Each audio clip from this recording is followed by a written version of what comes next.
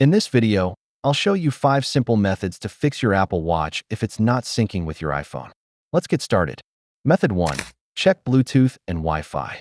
Make sure Bluetooth is turned on for both your iPhone and Apple Watch.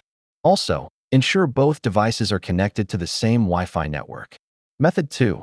Restart both devices. Restart your Apple Watch by pressing and holding the side button, then sliding to power off.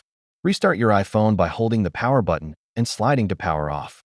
Turn them back on and try syncing again. Method 3. Check airplane mode. On your Apple Watch, swipe up to open the control center. Make sure airplane mode is off. On your iPhone, swipe down or up, depending on model, and check airplane mode is also off. Method 4. Unpair and repair Apple Watch.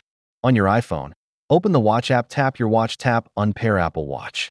After unpairing, set up your Apple Watch again and try syncing. Method 5. Update software. Make sure both your iPhone and Apple Watch have the latest iOS and watchOS updates. Go to Settings, General Software Update on both devices. And that's it.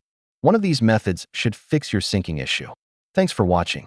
Don't forget to like, subscribe, and hit the bell for more Apple tips and fixes.